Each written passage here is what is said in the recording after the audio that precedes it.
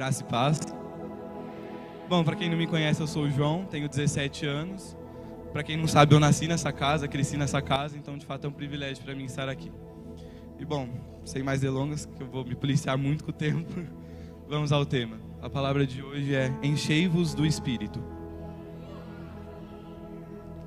Bom, para nós que vivemos uma vida cristã, encher-nos do Espírito é algo que nós devemos fazer diariamente. É muito mais do que uma simples experiência ou algo que nós vivemos no final de uma conferência. E daí você me pergunta, por quê? E hoje a gente vai ver alguns tópicos do porquê nós nos devemos encher do Espírito Santo. Primeiro, porque a palavra de Deus nos chama a ser cheios do Espírito Santo. Efésios 5:18 vai falar o seguinte: e não vos embriagueis com vinho, no qual há dissolução, mas enchei-vos do Espírito. Esse texto é muito conhecido, mas ele é muito mais usado para falar que nós não devemos nos embriagar do que para falar que nós devemos nos encher do Espírito. Mas eu queria falar que da mesma maneira que a palavra do Senhor é claríssima ao fato de que nós devemos não nos embriagar, ela é claríssima com o fato de que nós devemos nos encher do Espírito Santo. Segundo, e esse tópico é bem legal, só contextualizando, eu estava lendo a Bíblia dia 14 de janeiro e o Senhor começou a ministrar comigo essa palavra, então uma parte já estava escrita. E eu recebi o convite na quarta-feira do pastor André e eu fui falar com meu pai. E meu pai perguntou, filho, que legal, mas você está tranquilo? Para você está de boa? Você acha que vai ficar com vergonha se eu estiver aqui? E a resposta que eu dei para ele é o tópico aqui. Nós devemos ser cheios do Espírito Santo porque é Ele que nos encoraja e nos capacita. Em Atos 3, há a cura de um coxo, a cura de um aleijado. E é aquela cura muito famosa em que Pedro fala, eu não tenho ouro, eu não tenho prata, eu não tenho dinheiro, mas o que eu tenho eu te dou. Levante e ande em nome de Jesus. E em Atos 4, eles são colocados diante do Sinédrio, diante do Conselho Superior dos Judeus da época. E a resposta de Pedro para eles, do porquê eles fizeram isso, na autoridade, no nome de quem eles fizeram isso, se encontra em Atos 4, 8 a 13. Então Pedro, cheio do Espírito Santo, lhes disse, principais do povo e vós, anciãos de Israel, visto que hoje somos interrogados acerca do benefício feito a um homem enfermo e do modo como foi curado, seja conhecido de vós todos e de todo o povo de Israel, que em nome de Jesus Cristo, o Nazareno, aquele a quem vós crucificastes e a quem Deus ressuscitou dos mortos, em nome desse é que está diante de vós. Ele é a pedra que foi rejeitada por vós, os edificadores, a qual foi posta por cabeça de esquina. E em nenhum outro a salvação, porque também debaixo do céu nenhum outro nome há, dado entre os homens pelo qual devamos ser salvos. Então eles, vendo a ousadia de Pedro e de João, e informados de que eram homens sem letras e indoutos, se maravilharam e tinham conhecimento de que eles haviam estado com Jesus. Bom, e aqui no meu está na NVI, e eu queria destacar uma parte que fala, vendo a coragem de Pedro e de João, e percebendo que eram homens iletrados e sem instrução, ficaram admirados. Porque quando o autor fala isso, que eram homens iletrados e sem instrução, ele ressalta que, naturalmente falando, os homens não tinham capacidade de dar uma resposta dessa. E eles dão com uma coragem que os surpreende. Daí você fala, por quê? Volta para o 8, por favor. Porque Pedro estava cheio do Espírito Santo. Então saiba que é o Espírito Santo que nos capacita. E eu vou ficar um pouquinho mais nesse tópico. Porque hoje, infelizmente, muitas pessoas que estão na igreja acabam não levando o nome do Senhor porque se sentem envergonhadas ou se dizem incapazes. Bom, um conselho antes de eu avançar na palavra. Leiam a palavra do Senhor. Quando a gente lê Atos, a gente vê muito falar do apóstolo Paulo, por exemplo, e ele convencia as pessoas de que Jesus é o Messias através das Escrituras. Então, quando a gente tem um conhecimento das Escrituras, a gente é capacitado a levar o Evangelho.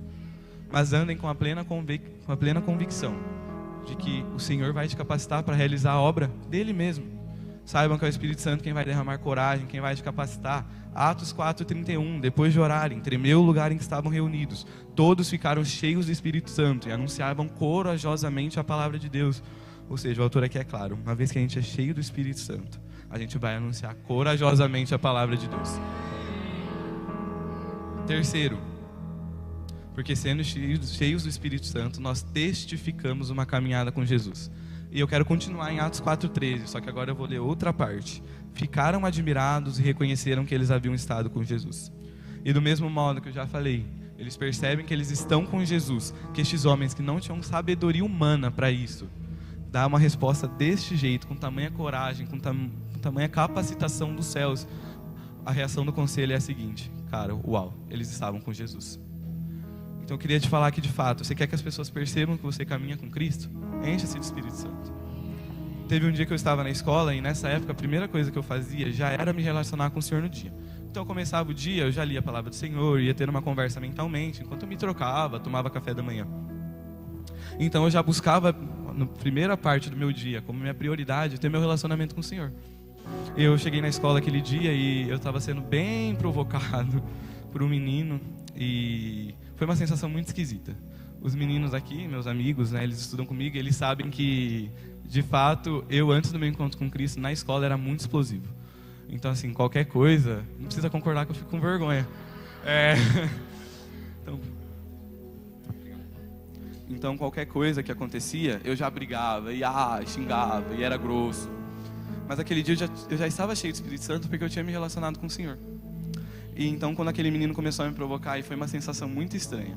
Porque eu imagino que uma panela de pressão fervendo deve ser assim. Porque eu comecei a ficar quente, mas eu não falei nada. É aquele momento que você fica: Espírito Santo, meu Deus, me dá paciência.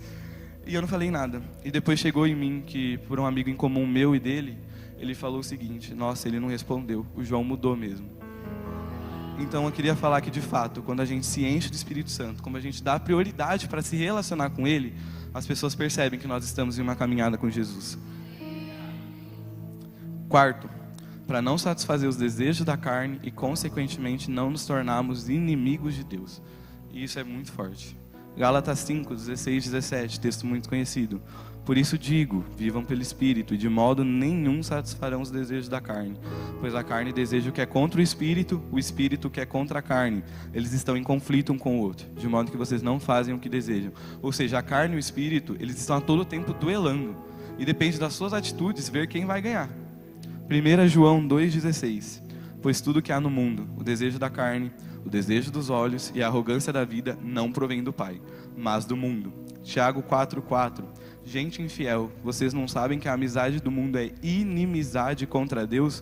Aquele, pois, que quiser ser amigo do mundo, se torne inimigo de Deus.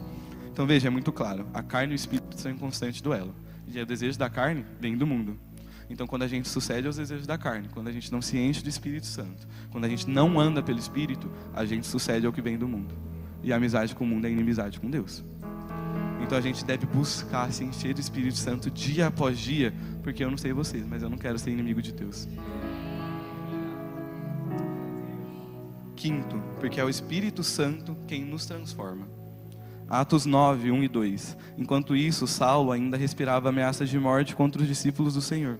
Dirigindo-se ao sumo sacerdote, pediu-lhe cartas para as sinagogas de Damasco, de maneira que, caso encontrasse ali homens ou mulheres que pertencessem ao caminho, ou seja, vivessem no Evangelho de Jesus Cristo, os levasse preso para Jerusalém. Agora a gente vai para 2 Timóteo 4, 7 e 8. Combati o bom combate, terminei a corrida, guardei a fé. Agora está reservada para mim a coroa da justiça, que o Senhor, justo juiz, me dará naquele dia, não somente a mim, mas também a todos os que amam a sua vinda. E é muito legal que assim, a gente vê que esse homem, ele estava sedento para perseguir cristãos. Ele estava lá, não, deixa eu ir lá perseguir eles. E no final de sua vida ele anuncia: eu combati o bom combate, eu terminei a corrida e guardei a fé. O que leva ele a isso? Voltando para Atos 9, contextualizando os irmãos, em Atos 9, indo para Damasco, onde ele havia ido para perseguir os cristãos, vem uma forte luz e Paulo cai. Então vem uma voz dos céus que diz: Saulo, Saulo, por que você me persegue? Cristo se revela ao apóstolo Paulo. Então ele vai à casa de Judas e o Espírito Santo manda que Ananias, um homem de Deus, vá para lá, para que Paulo volte a ver.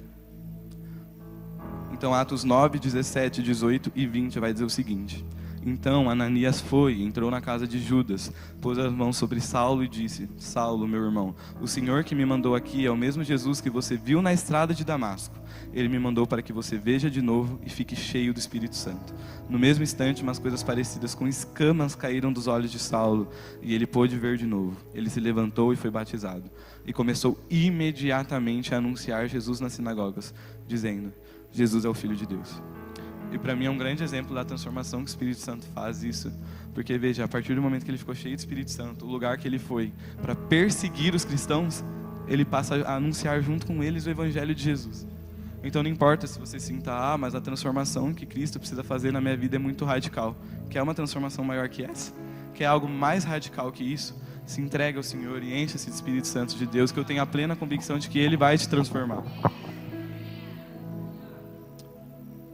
E sexto, e um pra mim que eu confesso que me pegou bastante. Que quando eu fui reler de novo, eu comecei a chorar em casa. A gente deve ser cheio do Espírito Santo, porque assim a gente mantém os nossos olhos fixos em Jesus. Atos 7, 55 a 60, e vamos contextualizar de novo. Vai falar de Estevão e narra a resposta de Estevão diante do Sinédrio, quando ele é perseguido, né? E o Estevão é o primeiro mártir cristão, a primeira pessoa que morreu pela causa do Evangelho. E antes de chegar no versículo 55, a palavra fala que as pessoas do conselho estavam rangendo os dentes de raiva contra Estevão. Então eu creio que neste momento o Estevão já imaginava que ele ia morrer. Mas a resposta dele é: mas Estevão, cheio do Espírito Santo, fitou os olhos no céu e viu a glória de Deus e Jesus, que estava à direita de Deus. Então disse: eis que vejo os céus abertos e o Filho do Homem em pé à direita de Deus. Eles, porém, gritando bem alto, taparam os ouvidos e, unânimes, avançaram contra ele. E, expulsando-o da cidade, o apedrejaram. As testemunhas deixaram as capas deles aos pés de um jovem chamado Saulo. E enquanto o apedrejavam, Estevão orava, dizendo: Senhor Jesus, recebe o meu espírito. Então, ajoelhando, gritou-se bem alto: Senhor, não os condenes por causa deste pecado. E depois que ele disse isso, morreu. E Estevão, para mim, aqui é um grande exemplo disso que nós devemos fazer, que é se encher do Espírito Santo. E ele demonstra isso para mim em 3 partes aqui dessa resposta. Primeiro, Estevão, cheio do Espírito Santo, fitou os olhos no céu e viu a glória de Deus e Jesus, que estava à direita de Deus. As pessoas estavam rangendo os dentes de raiva contra ele, mas o que ele faz é olhar para o céu e se fixar em Jesus. Enquanto apedrejavam, Estevão orava dizendo: Senhor Jesus, recebe o meu espírito. E eu comecei a pensar: imagina morrer apedrejado. Imagina a dor que ele estava sentindo. Doloroso, sabendo que ele estava destinado à morte. E ele estava morrendo por levar o evangelho de Cristo. E ele não fala: ah, Senhor, tira a minha dor. Senhor, me livre da morte. Ele olha para o Senhor, esquece os problemas e fala: Senhor, só recebe o meu espírito. E isso aqui me quebrou muito. Então, ajoelhando-se, gritou bem alto: Senhor, não os condenes por causa deste pecado. Aqui ele demonstra muito para mim estar com os olhos fixos em Jesus, porque ele demonstra algo do caráter de Jesus, o caráter misericordioso. As pessoas estavam o matando, eles estavam tacando pedras nele. Imagina ser apedrejado até morrer. E o que ele faz é: Jesus, não os condenes, tem misericórdia deles. E é isso que acontece quando a gente está cheio do Espírito Santo. Já caminhando para encerrar, vamos relacionar com expansão agora. Bom, você quer expandir em 2025? E muitas vezes a gente busca expandir profissionalmente, financeiramente, a gente quer um carro melhor, uma casa maior. E não é sobre isso que eu quero falar. Mas a palavra do Senhor é muito clara quando ela diz em Mateus 6,33: buscai, pois, em primeiro lugar o reino de Deus e a sua justiça, e as demais coisas vos serão acrescentadas. Mas veja que a gente pode notar nesse texto que para que nós vivamos uma expansão nas demais coisas, nós primeiro precisamos viver uma expansão no que diz respeito ao reino de Deus. E sabe por quê? Porque é uma expansão, e isso é forte, uma expansão sem o direcionamento do Senhor, sem estarmos alinhados à vontade dEle, alinhados à Tua Palavra, e sem estarmos cheios do Espírito Santo, é fadado ao fracasso. Lucas 12, 16, 20, NVI, foi pregado aqui domingo retrasado.